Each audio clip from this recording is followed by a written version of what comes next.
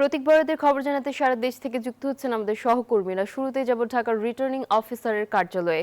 সেখানে রয়েছেন আমাদের সহকর্মী বদরুল আলম শাওন। শাওন, প্রতীক বরাদ্দ নিয়ে কি তথ্য আছে এই মুহূর্তে আপনার কাছে, আমাদেরকে জানাবেন।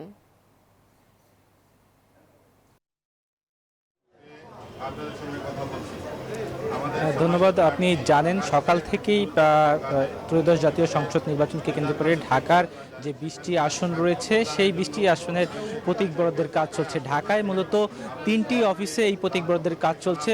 ঢাকা বিভাগীয় কমিশনারের কার্যালয়ে, অর্থাৎ আমি এখন যেখানে আছি সেখানে 13টি আসনের যারা প্রার্থী রয়েছেন তাদেরকে প্রতীক বরাদ্দ দেওয়া হচ্ছে। পাশাপাশি নির্বাচন কমিশনের আঞ্চলিক অফিসে 2টি আসন রয়েছে সেখানে, এবং ঢাকা জেলা প্রশাসনের অফিসে 5টি আসন রয়েছে।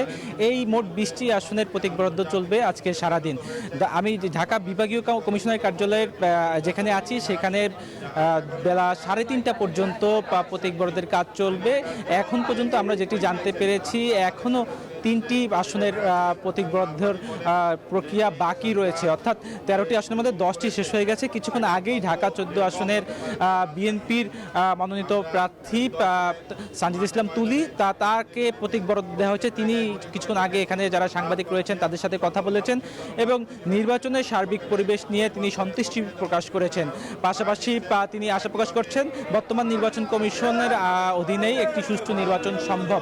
তবে আমরা দেখেছি সকাল থেকেই বিভিন্ন আসনের প্রার্থীরা যারা প্রতীক বরাদ্দ পেয়েছেন তারা কেউ কেউ বিভিন্ন ধরনের অভিযোগ করেছেন, অনুযোগ করেছেন। বিশেষ করে আমি যদি বলি যে জামাত জোটের অন্যতম শরিক এনসিপির ঢাকা 8 আসনে প্রতিদ্বন্দ্বিতা করছেন নাসিরউদ্দিন পাটোয়ারি। তিনি কিন্তু আসলে অভিযোগ করেছেন, বিশেষ করে বিএনপি চেয়ারম্যান তারেক রহমানের নির্বাচনী আচরণবিধি ভঙ্গের বিষয়ে তিনি প্রশ্ন তুলেছেন।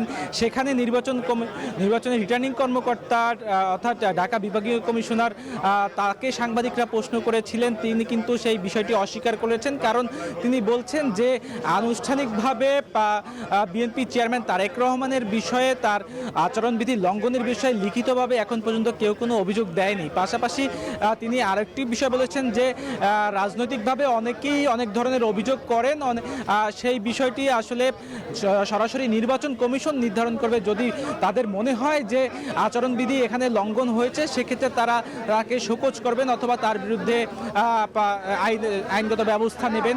এই ধরনের বা তাদের যে প্রক্রিয়া রয়েছে সেই প্রক্রিয়া অনুযায়ী ব্যবস্থা নেবেন।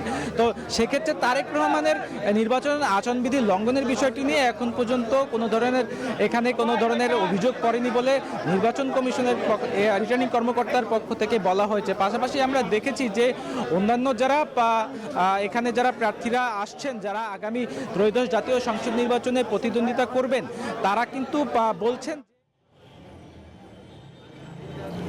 জি, ধন্যবাদ শাওন। খুলনা রিটার্নিং কার্যালয়ে কিন্তু প্রার্থী, কর্মী, সমর্থকদের পদচারণায় এখানে নির্বাচনের আবহ তৈরি হয়েছে। খুলনায় যে 6টি আসন আছে এখানে 38 জন প্রার্থীর মধ্যে কিন্তু ইতিমধ্যে প্রতীক বরাদ্দ হয়েছে।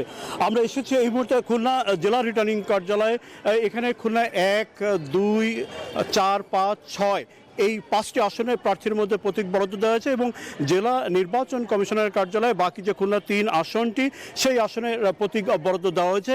এখানে যখন কিনা প্রতীক বরাদ্দ দেওয়া হয় তখন কিন্তু জেলা রিটার্নিং কর্মকর্তা কিন্তু গণভোটের ব্যাপারে এই প্রার্থীদেরকে বলেছেন এবং একই সাথে কিন্তু নির্বাচনী আচরণ বিধি মেনে নেওয়ার বা সেইভাবে কথা বলছেন।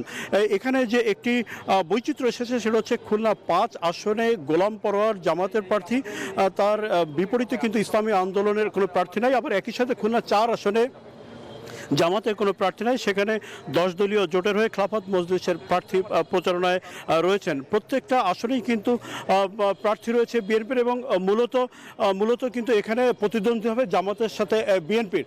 তো এখানে কিন্তু শুরুতেই আজকে কিন্তু পাল্টাপাল্টি বক্তব্য এসেছে এবং জামাত এবং বিএনপি পরস্পরের বিরোধী অভিযোগ তুলেছেন। তো এই ছিল খুলনা থেকে সর্বশেষ। আমরা ফিরছি একই খবর নিয়ে আমাদের সহকর্মী বরিশালের মিরনের কাছে। মিরন।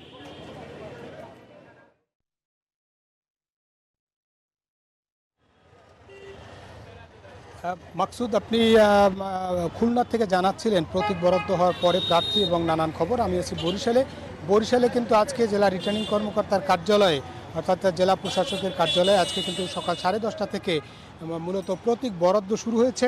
তার মধ্যে আমরা যেমনটা দেখেছি যে প্রতীক বরাদ্দের ক্ষেত্রে বিএনপি, জামায়াত এবং যাতে জোট অর্থাৎ 10 দলীয় যে জোটের প্রার্থীরা তারা কিন্তু নিজ নিজ প্রতীক বুঝে নিয়েছেন। যদিও ধানের শীষ এবং দাড়িপাল্লা প্রতীক আগেই তাদের ছিল, আনুষ্ঠানিকতার কেবল আনুষ্ঠানিকভাবে তারা প্রতীক গ্রহণ করেছেন এবং তারা বলেছেন যে আগামী যে 12 তারিখের যে নির্বাচন সেই নির্বাচন যাতে সুষ্ঠু হয় সেটার দাবি করেছেন। একই সঙ্গে পরস্পর বিরোধী বক্তব্যও দিয়েছেন। তারা বলেছেন যে এখনও লেভেল প্লেয়িং ফিল্ড তৈরি হয়নি এবং অন্যদিকে গণভোটের জন্য প্রচারণা থাকলেও যে ভোটারদের ভোট কেন্দ্রে নেওয়ার যে প্রচারণা সেদিকে কিন্তু তেমন একটা লক্ষ্য নেই, সেদিকেও নজর দেওয়ার কথা বলেছেন। একই সঙ্গে আইন শৃঙ্খলা পরিস্থিতি যাতে স্বাভাবিক থাকে, যাতে ভোটাররা নির্বিঘ্নে ভোট কেন্দ্রে যে ভোট দিতে পারেন তেমনটা বলেছেন। অন্যদিকে জেলা রিটার্নিং কর্মকর্তা আচরণবিধি মেনে চলার জন্য প্রার্থীদের বলেছেন। এই ছিল মূলত বরিশাল থেকে আমার কাছে প্রতীক বরাদ্দের দিনে সবশেষ তথ্য। ফিরছি স্টুডিওতে। নাফিসা জামান।